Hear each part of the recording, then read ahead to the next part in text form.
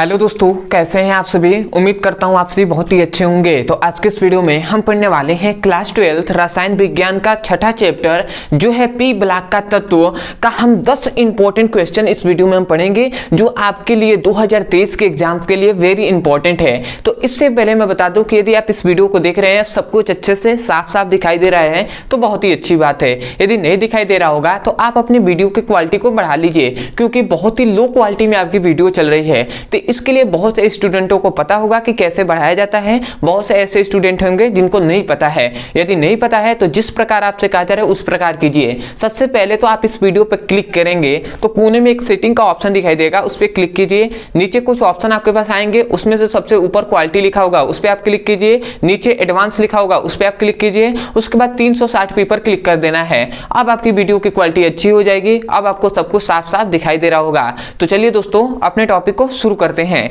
तो यहाँ पे हमने सबसे पहला इस पी ब्लॉक के तत्वों का सबसे पहला इंपॉर्टेंट टॉपिक है कि HF द्रव है जबकि HCl गैस है, क्यों। अब ये HF द्रव है HCl गैस है, ऐसा क्यों, इसको आपको बताना है। मतलब इसका कारण क्या है तो इसको आपको बताना है। और दूसरा में आता है भैया कि HCl का क्वथनांक HF के क्वथनांक से कम होता है, क्यों। मतलब HCl का क्वथनांक HF से कम होता है, ऐसा क्यों ऐसा कम होता है। तो इन दोनों का ये दोनों जो है ये वेरी इंपॉर्टेंट है। ये आपसे 2 नंबर में पूछ लिए जाते हैं, तो इन दोनों को आपको याद रखना है। अब आते हैं भैया 2 नंबर भी बहुत इंपॉर्टेंट है, इसलिए आपको ये दोनों को तैयार करना है। आते हैं तीसरे पर। तीसरा है भैया कि डीकेन विधि द्वारा क्लोरीन के औद्योगिक निर्माण का सचित्र वर्णन कीजिए तथा इसके साथ गुण तथा 2 उपयोग भी लिखिए। इस तरीके से आपको क्वेश्चन था, परंतु जगह ना होने के कारण आपको गुण और उपयोग लिख दिया गया है कि क्लोरीन का गुण भी आपको पता होना चाहिए और उपयोग भी आपको पता होना चाहिए। तो ये भी आपको याद रखना है। और किस तरह औद्योगिक निर्माण द्वारा, औद्योगिक के निर्माण द्वारा इसको बताना है, प्रयोगशाला द्वारा नहीं, औद्योगिक निर्माण के विधि द्वारा।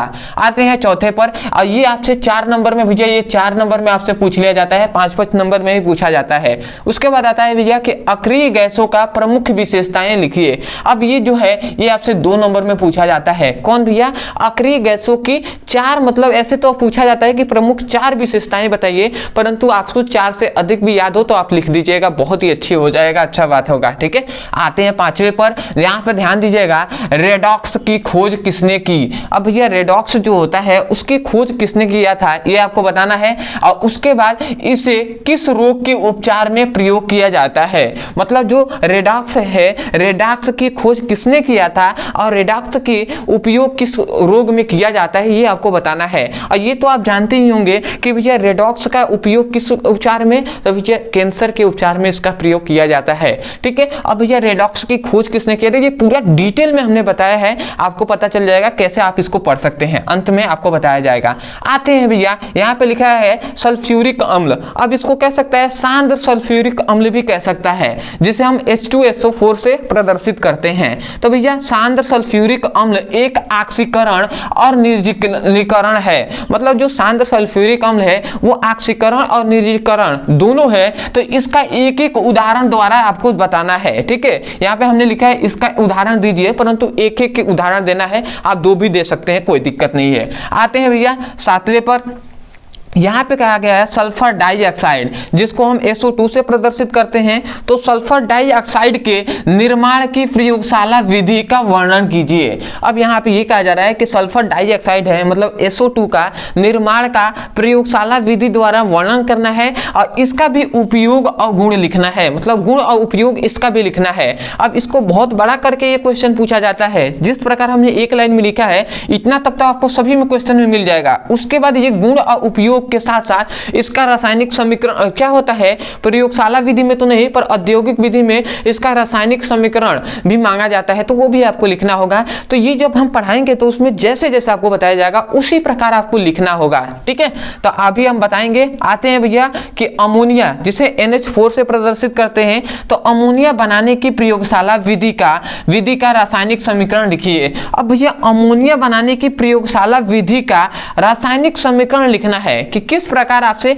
प्रयोगशाला विधि बनाया जाता है उसको आपको पूरा सचित्र वर्णन करना है। ठीक है, ये आपको याद रखना है। आते हैं ये सभी, ये छठा से लेकर ये 10, मतलब ये जो 5 जो क्वेश्चन है 6, 7, 8, 9, 10, ये 5 या 6 या 7 नंबर में आपसे क्वेश्चन पूछा जाता है, इसलिए आपको याद रखना है। ठीक है, आते हैं भैया 7वें पर। याद रखेंगे भैया, यहाँ पे कहा गया ओस्टवाल्ड विधि द्वारा नाइट्रिक अम्ल का औद्योगिक निर्माण का सचित्र वर्णन कीजिए। मतलब भैया ओस्टवाल्ड विधि द्वारा, ओस्टवाल्ड एक विधि है जिसके द्वारा नाइट्रिक अम्ल का सचित्र वर्णन करना है। नाइट्रिक अम्ल का सूत्र क्या होता है?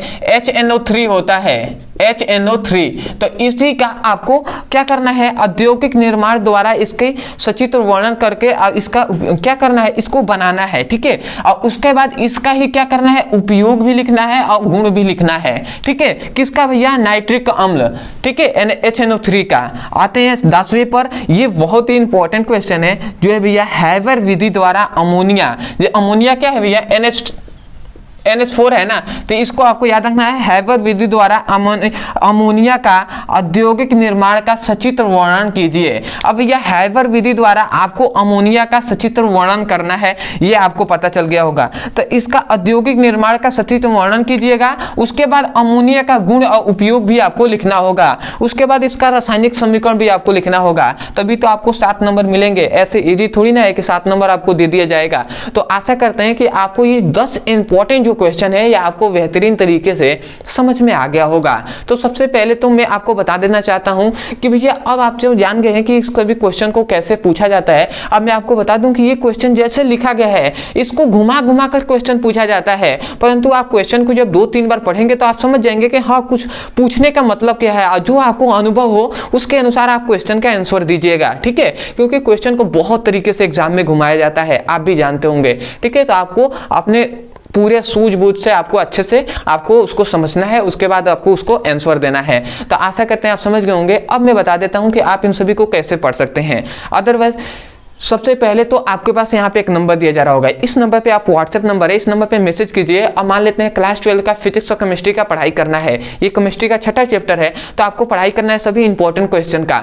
तो केवल इंपॉर्टेंट क्वेश्चन का तो आप मैसेज कीजिए class 12 physics chemistry all important topic link, आप मैसेज कर दीजिए। आपको तुरंत वीडियो का लिंक मिल जाएगा, वहां से चैप्टर वाइज सीक्वेंस में सभी वीडियो का लिंक दिया गया होगा इंपॉर्टेंट क्वेश्चन का। उसके बाद नंबर, उसके बाद ये नीचे का सभी क्वेश्चन का आपको आंसर भी मिलेगा। ठीक है, उसके साथ आप पढ़ सकते हैं, अपने सुंदर से नोट्स बना सकते हैं। ठीक है, ये तो पहला। दूसरा आपके पास ये ऑप्शन है कि मान लेते हैं आपको नहीं पता है कि HF द्रव है HCl गैस, तो आप इंग्लिश में यूट्यूब पे लिखिए HF द्रव है HCl गैस क्यों ब्रदर सर, अंत में बस केवल ब्रदर सर आपको लगाना है, हमारे चैनल का नाम लिख देना है। जैसे आपको सल्फर डाइऑक्साइड की प्रयोगशाला विधि लिखना है तो आप लिखिए सल्फर डाइऑक्साइड की प्रयोगशाला विधि ब्रदर सर। ऐसे ही ओस्टवाल्ड विधि द्वारा नाइट्रिक अम्ल का औद्योगिक निर्माण की विधि ब्रदर सर। इसी प्रकार आप हैबर विधि द्वारा अमोनिया का निर्माण ब्रदर सर। इसी प्रकार आप सभी टॉपिक का नाम लिखकर अंत में हमारे चैनल का नाम लिख देंगे तो आपको वो वीडियो मिल जाएगा, वहां से उसकी पढ़ाई कर सकते हैं। तो आशा करते हैं आप समझ गए होंगे। तो मैं यही कहूंगा, यदि आप हमारे चैनल पर नए हैं तो सबसे पहले तो सपोर्ट करने के लिए चैनल को सब्सक्राइब कर दीजिएगा, वीडियो को लाइक कर दीजिएगा, हो सके तो हमें कमेंट सेक्शन में जरूर बताइएगा कि आपको वीडियो कैसा लगा। तो चलिए दोस्तों, आज के लिए इतना ही, मिलते हैं एक नए टॉपिक के साथ, तब तक के लिए धन्यवाद। जय हिंद, जय भारत।